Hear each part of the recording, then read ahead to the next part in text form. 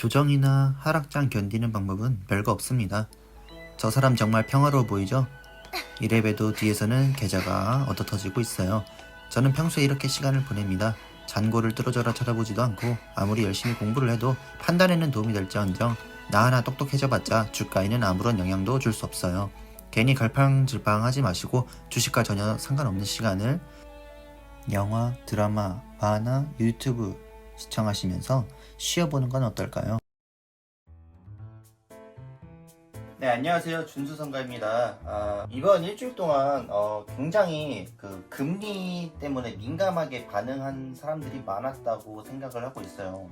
저도 당연히 언젠간 금리가 오를 거다라고 생각을 하고 있고, 미국에서도 금리를 올릴 거다라는 얘기를 하고는 있지만 그게 지금은 아니라고 계속 얘기를 하고 있잖아요. 물론 정부 입장에서 이 사람들을 진정시키기 위해서 그럴싸한 긍정적인 신호를 보내줄 수는 있어요.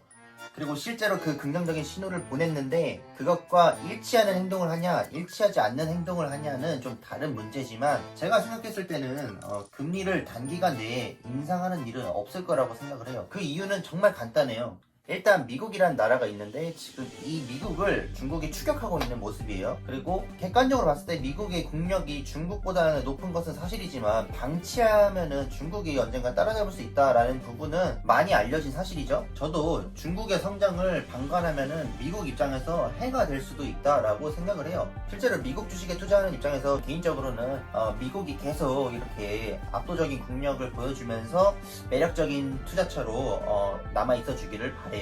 그런 입장에서 봤을 때 중국이 뭐 성장하지 마라, 망해라 그런 얘기를 하는 게 아니라 미국한테 해가 되지 않았으면 좋겠다라는 생각을 하고 있는 거고, 미국도 중국과의 격차를 벌리기 위해서 다양한 수단을 동원하겠죠. 그 방법 중에 하나로 중국을 약하게 만드는 방법이 있을 수 있고, 중국은 그대로 있더라도 미국이 더 성장하는 방법이 있을 수도 있겠죠. 지금 미국의 대처는 중국에 대해서 견제를 더 높이겠다라는 걸로 보고는 있는데, 어쨌든 이런 상황 속에서 미국이 금리를 올린다고 생각을 해볼까요? 언젠가 금리가 올라갈 것은 맞아요. 왜냐면 돈을 뿌렸기 때문에 회수 좀 해줘야죠. 물가가 너무 많이 올라버리면 사회를 지탱해주고 있는 그 서민층들이 살기 어려워질 테니까 물가 안정을 위해서라도 언젠가 금리를 올리겠지만, 지금은 그 인플레이션, 물가 상승을 용인하겠다고 한 상태고 경기 부양을 위해서 어쩔 수 없이 계속 돈을 뿌리고 있는 상태입니다. 실제로 지금 미국에서 부양책이 또 하원을 통과했다고 하고요. 상원에서 통과가 될지는 내가 결정할 수 있는 사항이 아니니까 통과되면 그때 즐기면 되고,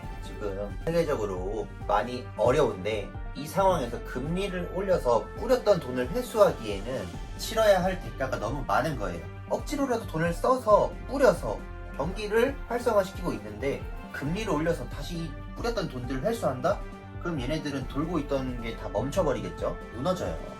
차가 도로를 달리고 있는데 갑자기 급정거 해봐요. 그럼 어떻게 되겠어요? 사고 나죠. 그런 것처럼 이렇게 돈을 뿌려가면서 부양하고 있을 때 갑작스럽게 브레이크를 건다? 그러면 미국은 성장 동력을 잃고 장기 침체에 빠질 수 있고, 그렇게 되면 지금 미국의 위협으로 비추어지고 있는 중국의 추격을 용인하는 게 되겠죠.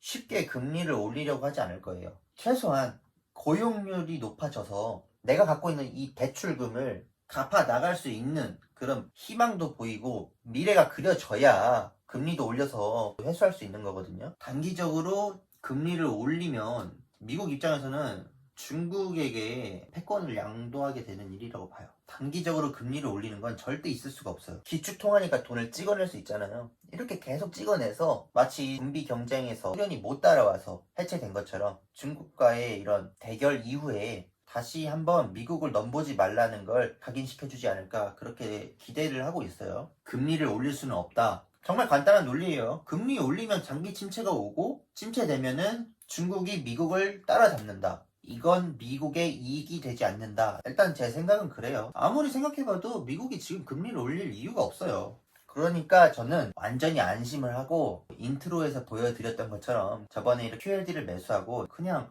누워서 그냥 매수해놓고 그냥 누워있다 보면 알아서 회복되는 게 또 미국 주식의 매력이죠. 적어도 미국은 탈출할 기회를 한 번은 줘요. 나스닥 5년간의 차트인데 많이 올랐잖아요. 특히 코로나 이후로 엄청나게 반등을 했다고 볼 수 있죠. 근데 그렇게 걱정할 거는 없다고 생각을 하는 게, 이 나스닥 자체가 기술주가 많이 들어가 있잖아요. 코로나에도 불구하고 돈을 더 많이 벌거나 코로나랑 상관없이 여전히 돈을 잘 버는 기업들이 많이 모여 있어요. 그만큼 코로나로 인해서 많이 어려운 기업도 있지만 그럼에도 생존하는 기업들이 있단 말이에요. 위기에 강한 기업에 투자한다면 금리가 올라도 버티고 금리가 내려가도 더 득을 보고 그런 식으로 언제나 좋은 기업들로 자기 포트폴리오를 구성한다면은 패닉셀하고 그럴 필요는 없을 것 같아요. 아마 오늘 월급이 들어올 거예요. 이 추매를 해서 조금 더 QLD 수량을 늘리려고 할 거고요. 이거 자체가 금리를 올려도 살아남고 코로나 같은 위기가 와도 살아남을 기업들이 모여있는 그 나스닥을 추종하는 QQQ의 2배로 움직이는 QLD니까 그만큼 마음은 편안했고 제가 그렇게 침대에 누워서도 돈 벌 수 있는 방법이라고 생각을 해요. 제가 권유하는 건 아닌데 QLD 자체가 굉장히 매력적인 투자라고 생각을 해요. 레버리지 때문에 횡보해서 녹는다고 하는데 업 다운을 했을 때 오르는 횟수가 더 많았기 때문에 우상향을 하잖아요. QLD 자체가 알려져 있는 리스크에 비해서 리턴이 큰 편이다 라고 생각을 해요. 저도 QLD에 몰빵하고 있는 상태는 아니고 지금 애플이랑 테슬라도 비중을 갖고 있기 때문에 어느 정도 염려하는 부분이 있어요. 여러분들도 잘 판단해서 투자하시길 바라고. 자, 애플이 어제 5%가 올랐어요. 이거는 절대 120층 아래로는 안 내려가겠다라는 굳은 의지를 보여준 것 같고 굉장히 만족스러웠습니다. 테슬라가 얼마 전에 600층까지 갔었잖아요. 그때 많이 샀어야 됐다고 생각을 하는데 돈은 없었어요. 마지막으로 엔비디아 한번 볼까요? 얘도 회복세에 힘입어서 상승을 했는데 얼마 전에 600 찍었던 애 맞나라는 생각이 들더라고요. 이거 한 달짜리 차트로 보면요. 제가 아마 이쯤에서 팔고 뭐 이렇게 계속 오르다가 다시 돌아왔어요. 이거 무슨 일이죠? 진짜 엔비디아는 알다가도 모를 주식인 것 같네요. 엔비디아 주주분들 계시면 그래도 얘네가 뭐 망할 기업은 아니기 때문에 갖고 있는 거 절대 나쁜 건 아닌데 저는 그냥 QLD가 조금 더 마음이 편한 것 같아요. 이렇게 조정장이 올 때 혹시라도 ETF 비중을 갖고 있지 않으셨던 분들이 계시다면 이번 기회에 ETF 비중 한번 늘려보세요. 안정감이 많이 다르더라고요. 아무쪼록 여러분들도 패닉셀 하지 말고 샀으면 꼭 홀딩 하세요. 결국 우상향을 믿어야만 장기 투자를 할 수 있기 때문에 비관적인 소식은 귀 기울이지 않는 걸 추천을 드려요. 냉정한 판단은 어느 때나 필요하지만 내가 고점에 팔고 저점에 다시 매수할 수 있다는 보장은 어디에도 없기 때문에 오히려 물려 있더라도 그냥 내 포지션이 들어가 있는 게 마음이 편할 때도 있더라고요. 저는 이제 출근하러 가보도록 하겠습니다. 끝까지 시청해주셔서 정말 감사하고 저는 오늘도 원화채굴하러 가겠습니다.